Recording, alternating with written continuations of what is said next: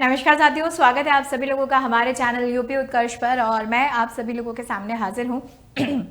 देखिए, अगर हम लोग यहाँ पर जो है वो बात करें कि आज ये सेशन जो है वो हमारा किस चीज़ को लेकर इम्पोर्टेंट है, तो मेरे पीछे एक टॉपिक आप सभी लोगों को दिख रहा होगा और बहुत सारे बच्चे जो कि 17 जून तक हमारे इस यूपीएससी पेट के फॉर्म को यहाँ पर भर चुके होंगे, वो सभी बच्चे अब इस कश्मकश में यहाँ पे लगे हुए हैं कि आने वाली जो यूपीएससी पेट की परीक्षा है मैम, इसमें हमारा सेफ स्कोर क्या हो सकता है। ठीक है, क्योंकि हम सब लोग जानते हैं कि यूपीएससी पेट एक एलिजिबिलिटी एग्जाम है जिससे हमें नौकरी नहीं मिलेगी, लेकिन हाँ, उस नौकरी में आने वाली जितनी भी भर्तियां होंगी उन्हीं भर्तियों के लिए आवेदन करने के लिए हम पात्र यहाँ पर हो जाएंगे। क्या मैम सभी भर्तियों के लिए आवेदन जो है वो एक ही स्कोर पर किया जा सकता है या फिर अलग अलग भर्तियों के लिए पेट का जो स्कोर है वो अलग अलग होना या डिफरेंट होना बहुत ज़रूरी है? तो मैं आप लोगों को बता दूं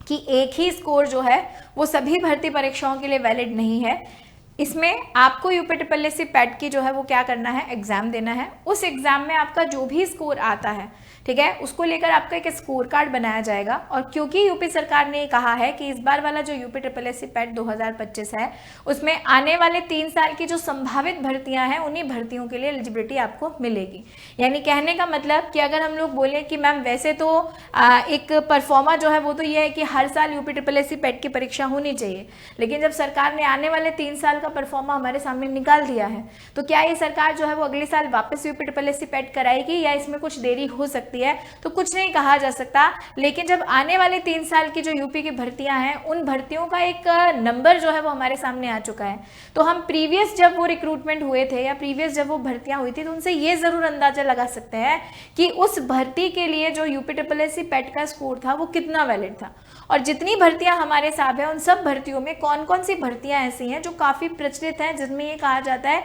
कि मैक्सिमम बच्चे जो होता है ना वो उन भर्तियों के लिए आवेदन यहाँ पर करते हैं। तो आज कुछ ऐसा ही मैं आप लोगों के सामने डिस्कस करने वाली हूँ। तो मेरा निवेदन है आप सभी लोगों से कि जल्दी से सेशन को शेयर कर दीजिए अपने सभी साथियों के बीच में। अगर आपने हमारे चैनल को अभी तक सब्सक्राइब नहीं किया है तो जल्दी से चैनल को भी सब्सक्राइब कर दीजिए, क्योंकि बहुत कुछ इंपॉर्टेंट आज आपको इस सेशन में जानने को मिलने वाला है। ठीक है, तो टॉपिक है इस साल क्यों जरूरी है 80+ मार्क्स प्लस।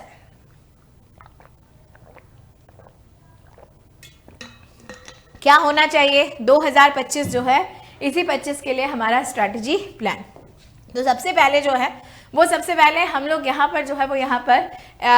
इन भर्तियों का नंबर जो है वो नंबर देख लेते हैं। अगर हमसे पूछा जाए कि पेट 2025 से आने वाले 3 सालों में कौन कौन सी संभावित भर्तियां हमारे सामने हैं, तो ये सारी भर्तियां जो है वो आप लोगों के सामने हैं, जिसमें सबसे ज़्यादा आवेदन वाली भर्ती अगर मैं बोलूँ कि मोस्ट फेमस भर्ती कौन सी है, तो आपको पता है कि लेखपाल जो है, इस लेखपाल के लिए बहुत सारे बच्चे जो है वो आवेदन करते हैं। प्लस अगर हम लोग वीडियो यानी विलेज डेवलपमेंट ऑफिसर की बात करें तो ये भी हमारे सामने एक ऐसी भर्ती है जो सबसे ज़्यादा मैक्सिमम स्कोर भी मांगती है और इसमें जो है वो आवेदन भी अच्छे खासे यहाँ पर होते हैं। उसी के साथ साथ एजीटी और जूनियर असिस्टेंट की वैकेंसी की भी अगर हम लोग यहाँ पर बात करें तो ये कुछ ऐसी भर्तियां हैं जो काफ़ी अच्छे नंबर में हमारे पास यहाँ पर है। और जब इतनी संख्या में ये भर्तियां हमारे पास हैं और क्योंकि ये भर्तियां जो है इनकी एलिजिबिलिटी मिनिमम जो है वो ग्रेजुएट स्टैंडर्ड तक यहाँ पर हमसे मांगी जाती है, तो एक बड़ा जो है वो बड़ा हुजूम होता है इन भर्तियों में आवेदन को फिलअप करने का। तो मैम अगर मैं अभी यूपीएससी पेट का एग्जाम देता हूँ और आने वाले समय में यूपी में जो है वो अगले कुछ सालों में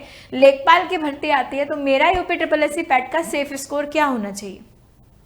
ये मैं आप लोगों को अपने मन से नहीं बता रही हूँ,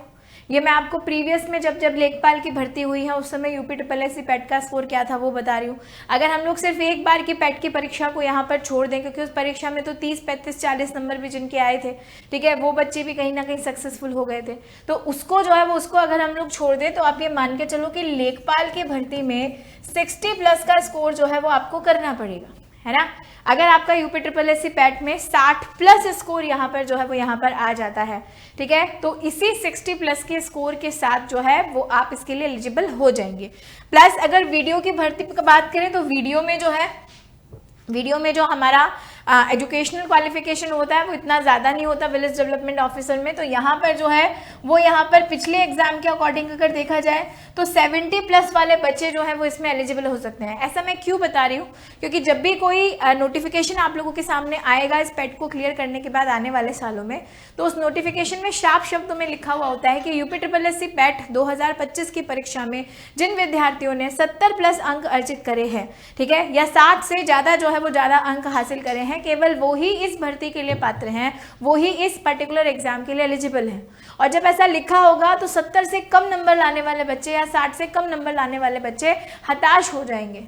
चाहे उनका पेट क्लियर हो गया हो, ठीक है, लेकिन वो उस भर्ती के लिए फॉर्म नहीं मिल पाएंगे, क्योंकि सामने वाले ने अपने लिए स्कोर कार्ड जो है वो यहाँ पर रख दिया है कि मुझे भैया इससे ज़्यादा वाले बच्चे चाहिए, मुझे इससे कम वाले बच्चे नहीं चाहिए। ऐसे ही जूनियर असिस्टेंट में अगर हम लोग बात करें तो यहाँ पे 60 से 65+ जो है वो आपका स्कोर रहता है, और AGTA की बात करें तो 70 से 75+ जो है वो स्कोर हमारा इस भर्ती में यहाँ पर रहता है। लेकिन मैंने आज जो है वो आज ये सेशन आप लोगों के सामने ऑर्गेनाइज किया है, किसके लिए मैंने ऑर्गेनाइज किया है, 80+ मार्क्स के लिए। और मेरा सबसे बड़ा जो क्वेश्चन मार्क इस सेशन में लगा था कि आखिर क्यों जरूरी है साल 2025 में ये 80+ मार्क्स लाना, तो ये इसलिए जरूरी है क्योंकि मेरा ये जो ऑब्जर्वेशन है ये पिछली भर्तियों के आधार पर है। अब इस बार जो है वो इस बार UPSSC पेट की भर्ती आई है, एक तो लंबे समय बाद आई है, बाद आने के बाद ही आगे 3 सालों के लिए आए हैं, तो कहीं ना कहीं इसमें बैठने वाले उम्मीदवारों की संख्या भी इस बार ज़्यादा है, कंपटीशन भी आप लोगों के सामने उतना ही ज़्यादा है, प्लस हमारे पेपर जो है उस पेपर के लेवल पे डिपेंड करता है कि कट ऑफ बहुत ज़्यादा जाएगी या बहुत कम जाएगी,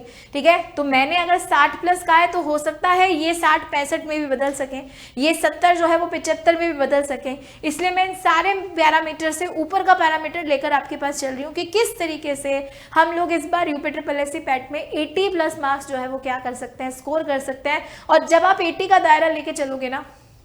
मैं सिंपली बात कह रही हूँ, जब बच्चा सोच के चल रहा है ना मुझे 90% लाने हैं, जब वो उस हिसाब से तैयारी कर रहा है तो 90 तो नहीं आते, लेकिन हाँ हम लोग कहते हैं कि इसकी मेहनत से इसके 85 तो आ जाएंगे, है ना। 80 का दायरा जब हम लेके कहते हैं तो 80 तो नहीं आते, लेकिन कहते हैं 75 तो आ जाएंगे। तो मैं 80+ की बात कर रही हूँ, इसका मतलब मैं 80+ की बात आप लोगों से इसलिए कर रही हूँ कि ठीक है चलो 80+ अगर नहीं भी आ पाए किसी कीमत पे तो 75+ तो आएंगे ना। और 75+ आना इनमें से बहुत सारी वैकेंसी इसके लिए आपको सिक्योर कर देगा, ठीक है, सिक्योर कर देगा। आप इनमें से बहुत सारी वैकेंसी जब आप लोगों के सामने आएंगी तो आप अपने स्कोर के बलबूते पर जो है वो उसे हासिल कर सकते हो, और वहाँ पे कंपटीशन आपका कम होगा क्योंकि बहुत सारे बच्चे उस स्कोर की वजह से उस भर्ती में आवेदन नहीं कर पाएंगे, ठीक है। तो अभी अगर आपने मेहनत कर ली ना, एलिजिबिलिटी में अगर इसका अपना स्कोर जो है वो यहाँ पर बढ़ा लिया, ठीक है, तो आप आगे अच्छी वैकेंसीज में क्या कर सकते हो, पार्टिसिपेट कर सकते हो। और अच्छी वैकेंसीज में पार्टिसिपेट करने के साथ साथ अगले कुछ सालों में यूपी में एक अच्छे पद पर भी आसीन यहाँ पर हो सकते हो। ये मेरा रीजन था आपको समझाने के पीछे कि आखिरकार क्यों जो है वो क्यों हमें 80% मार्क्स लाना बहुत ज्यादा क्या है, जरूरी है। अब यहाँ पर जो है वो यहाँ पर अगर मैं आप लोगों के सामने बात करूं, ठीक है, कि मैम आपने एक चीज़ जो है वो एक चीज़ हमारे सामने और जो है वो और लिखी थी, आपने हमें बोला था कि इस 80+ मार्क्स के लिए जो हमारा स्ट्रैटेजी प्लान है वो स्ट्रैटेजी प्लान यहाँ पर क्या होना चाहिए, हमारी रणनीति जो है वो 2025 के लिए क्या होनी चाहिए। तो देखो, जो भी बच्चे UPSSC पेट की तैयारी यहाँ पर कर रहे हैं, मेरा उन सब लोगों से निवेदन है कि सबसे पहले जो है वो सबसे पहले आप PYQ एनालिसिस करें। बच्चे पढ़ना शुरू कर देते हैं, कोई प्लेटफॉर्म हमने चूज कर लिया, टीचर्स जो है वो हमें मिल गए, वो हमें दनादन कंटेंट पे कंटेंट जो है वो पढ़ाए जा रहे हैं, हम सब जो है वो सब पढ़ना शुरू कर रहे हैं। और कई बार ऐसा होता है हम अंधा विश्वास भी कर लेते हैं। मैं कहती हूँ विश्वास करना चाहिए, गलत बात नहीं है, ठीक है, लेकिन सबसे ज़्यादा विश्वास अगर कोई इंसान कर सकता है तो वो खुद पे कर सकता है, क्योंकि वो खुद पे विश्वास अपनी सफलता के लिए कर रहा है। तो मेरा आपसे निवेदन है कि आप जो भी कर रहे हैं उसमें सबसे पहला जो आपका काम होना चाहिए वो PYQ एनालिसिस का होना चाहिए, क्योंकि ये PYQ क्या है, PYQ है प्रीवियस ईयर क्वेश्चन। अब कई बच्चे तो यही सोच के रह जाएंगे PYQ क्या होता है। PYQ मतलब प्रीवियस ईयर क्वेश्चंस जो हैं, आपके पिछली बार जितने भी UPSSC पेट के एग्जाम्स हुए हैं उनका एनालिसिस करना। जब आप एनालिसिस करोगे तो आपको कहीं ना कहीं सब्जेक्ट जो है, इस सब्जेक्ट की रेलिवेंसी पता चलेगी, ये कौन सा सब्जेक्ट उस एग्जामिनेशन की दृष्टि से हमारे लिए कितना इंपॉर्टेंट है, किस सब्जेक्ट से कैसे क्वेश्चंस जो है वो क्या किए जा रहे हैं, पूछे जा रहे हैं। दूसरा, आपको क्वेश्चंस का पैटर्न पता चलेगा, और क्वेश्चन का पैटर्न पता होने के साथ साथ आपको मोस्ट इंपॉर्टेंट जो आपके टॉपिक्स हैं, जहां से क्वेश्चंस आप लोगों से किसी भी रिलेवेंट सब्जेक्ट में पूछे जा रहे हैं, वो आपको पता चलेंगे, है ना। और इनकी जब एक अच्छी खासी लिस्ट हमारे पास होगी तो मैं कहूंगी सबसे पहला काम जो है वो पहला काम क्या है कि यहाँ से जो आपके पास कंक्लूजन या निचोड़ निकल के आया ना, उस पर जो है वो उस पर आप अपने कंटेंट को स्ट्रॉन्ग करो, ठीक है। अगर देखो यूपी SSSC पेट वालों ने सिलेबस में हम लोगों से कह दिया है कि हमें मुगल काल का शासन पढ़ना है, तो फिर मुगल काल के शासन से अगर कोई क्वेश्चन आता है तो हमारा गलत क्यों हो रहा है? इसका मतलब कहीं ना कहीं हमारे पढ़ने के पैटर्न में गलती है। हमें कहीं ना कहीं उसमें से ये ऑब्जर्व करना चाहिए कि आखिरकार मुगल काल का शासन टॉपिक दे तो दिया यूपी SSSC पेट वालों ने, लेकिन उस टॉपिक से किस तरह के प्रश्न जो है वो पिछली परीक्षाओं में पूछे गए हैं, क्या उस पैटर्न पर मैंने अपने कंटेंट को रेडी करा है, क्या मैंने जो है वो अपना स्टडी मटेरियल उसके हिसाब से तैयार किया है, क्या मैंने उसके हिसाब से पढ़ाई की है क्या, ठीक है। तो मैं कहती हूँ कि आज के ज़माने में हार्डवर्क से ज़्यादा स्मार्ट वर्क बहुत इंपॉर्टेंट होता है, क्योंकि कंपटीशन बहुत ज़्यादा है। यहाँ पर हार्डवर्क तो ज़रूरी है ही। एक बच्चा कहता है मैं तो दिन में 10-10, 12-12 घंटे पढ़ता था मैम, फिर भी मेरा सिलेक्शन नहीं हुआ। अरे 10-10, 12-12 घंटे तो आप पढ़ते थे, लेकिन सवाल ही उठता है क्या पढ़ते थे, है ना। पढ़ते क्या थे? क्या आप वो पढ़ते थे जो आपके एग्जाम में आने वाला था? क्या आपने कहीं ना कहीं स्ट्रैटेजिक एनालिसिस किया था कि प्रीवियस ईयर क्वेश्चंस कैसे आते हैं, पेपर पैटर्न हमारा कैसा रहता है, कौन कौन से मोस्ट इंपॉर्टेंट टॉपिक है जहाँ से? तो मैं कह रही हूँ कि कंटेंट को स्ट्रॉन्ग करना बहुत ज़रूरी है कि सिलेबस में अगर मैंने लिख दिया कि ये टॉपिक जो है ये टॉपिक आपके सिलेबस में है, या हिंदी में जो है वो 5 टॉपिक आपको बता दिए, इंग्लिश में आपको 6 टॉपिक बता दिए, साइंस में आपको 5 टॉपिक बता दिए, तो मैं कहती हूँ 5 के 5 तो अच्छे से नहीं हो सकते, लेकिन 5 में से 4 तो हम उस तरीके से तैयार कर सकते हैं जहाँ हमारे क्वेश्चन के गलत होने की संभावना सबसे कम हो, ठीक है। और यहाँ पैट में तो ये भी डर नहीं है कि भैया गलत करेंगे तो नंबर कट जाएगा, क्योंकि नेगेटिव मार्किंग भी नहीं है। तो अपने कंटेंट को स्ट्रॉन्ग करो, कंटेंट को स्ट्रॉन्ग करने के साथ साथ प्रैक्टिस सेट जो है उस प्रैक्टिस सेट को अप्लाई करो। प्रैक्टिस सेट जैसे मैंने बोला कि मैंने अगर मुगल शासन यहाँ पे पढ़ लिया, मैंने किसी भी टीचर की मदद ली, कोई भी प्लेटफॉर्म मैंने चूज किया था, वहां से मैंने अपने कंटेंट को पढ़ा, मैंने किताबों से अपने कंटेंट को पढ़ा, स्ट्रॉन्ग किया। आज मुझे ऐसा लगता है कि मुगल काल का शासन जो है वो मैंने बहुत अच्छे से पढ़ लिया है, तो उस मुगल काल के शासन से जितने क्वेश्चन बनते हैं उनकी प्रैक्टिस करो ना, ठीक है। आप इस चीज को भी एनालाइज करो कि आपने जो पढ़ा है क्या आप उसे प्रैक्टिस में ला पा रहे हो कि नहीं ला पा रहे, ठीक है। तो प्रैक्टिस सेट लगाओ, और प्रैक्टिस सेट लगाने के बाद जब आपको ऐसा लगे कि आपकी तैयारी जो है वो थोड़ी सी मजबूत हो चुकी है, आप अपने सिलेबस का 70% पार्ट भी कंप्लीट कर चुके हो, तो मॉक टेस्ट को लगाना जो है वो चालू कर दो, है ना। क्योंकि अभी हमारे पास थोड़ा समय है, बहुत ज़्यादा तो नहीं है मैं कहूँगी, लेकिन थोड़ा समय अगर हमारे पास है तो आप सप्ताह में कम से कम नहीं तो 2 जो है वो 2 फुल लेंथ टेस्ट जरूर जो है वो ज़रूर दो, सेम ऐसा पैटर्न फॉलो करके जैसे हम लोग एग्जामिनेशन हॉल में बैठे गए हैं। तो आपको ये भी पता चलेगा कि आपका उसमें स्कोर क्या आ रहा है। मैडम ने तो कहा है कि 80+ लाना है, लेकिन यहाँ तो मेरा 50+ ही आ रहा है, 55+ ही आ रहा है, ठीक है। तो ये जो मॉक टेस्ट है, मॉक टेस्ट का भी शॉर्ट एनालिसिस बहुत ज़रूरी है,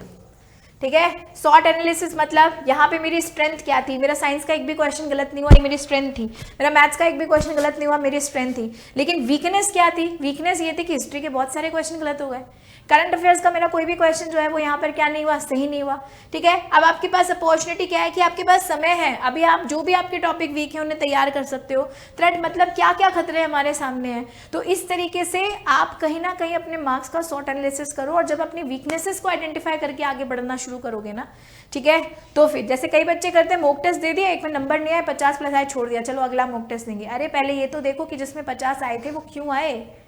क्या ऐसा था जो आप नहीं कर पाए, उस पर काम करना शुरू करोगे तभी तो अगले मॉक टेस्ट में आपका स्कोर जो है वो क्या करेगा, इंक्रीज यहाँ पर होगा, ठीक है। तो बहुत सारे बच्चों के मन में ये भ्रांति है कि यूपी SSSC पैट जो है वो बहुत आसान परीक्षा है, सिर्फ एलिजिबिलिटी एग्जाम है, दे देंगे पास हो जाएंगे, कोई बहुत बड़ी चीज़ नहीं है। लेकिन वहाँ पर स्कोर करना बहुत ज़्यादा ज़रूरी है, सिर्फ उसको क्लियर करने से काम नहीं होगा। अगर आप अच्छी वैकेंसीज में अपने आप को जो है वो देखना चाहते हो तो 80+ जो है वो 80+ आपको लाना ही लाना पड़ेगा, ठीक है। तो ये सारी आपकी स्ट्रैटेजी रहनी चाहिए आने वाले समय में। और उसी के साथ साथ मैं बता दूं कि उत्कर्ष हमेशा हर चीज में आप लोगों के साथ रहता है और रहेगा, ठीक है। तो यूपी SSSC पैट की जितने भी बच्चे 2025 के लिए तैयारी कर रहे हैं, अगर कंटेंट बिल्डिंग की मैं यहाँ पर बात करूं कि आप किस तरीके से आप अपने कंटेंट को बहुत अच्छे से क्या कर सकते हैं, तैयार कर सकते हैं, तो हम आपके लिए लेकर आए हैं ये शूरवीर बैच 2025, जिसमें एक्सपर्ट फैकल्टीज आपको यूपी SSSC पैट की तैयारी यहाँ पर करवाने वाले हैं। लाइव फ्रॉम स्टूडियो बैच जो है वो आपके आपके सामने है, जो आपको ऑफर प्राइस के तहत जो है वो 600 रुपीज़ में मिल रहा है।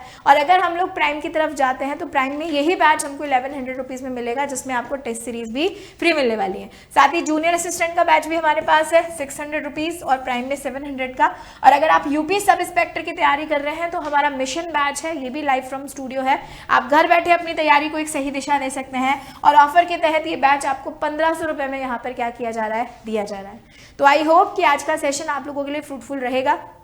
आप मेरी कही गई बातों को कहीं ना कहीं ध्यान में रखेंगे, क्योंकि मेरी कही गई हर एक बात जो है वो हैंड्स प्रूवन है, ठीक है। आप करके देखोगे, आपको अपने आप में 100% जो है वो फायदा नजर आएगा। और अगर आप इन सभी बैचेस से जुड़ते हैं तो हमारी टीम जो है वो टीम आपको और ऐसी बहुत सारी गाइडेंस देंगी, जिस गाइडेंस के थ्रू आप पेट में सफलता को प्राप्त कर सकते हैं। तो आज के लिए इतना ही, धन्यवाद साथियों।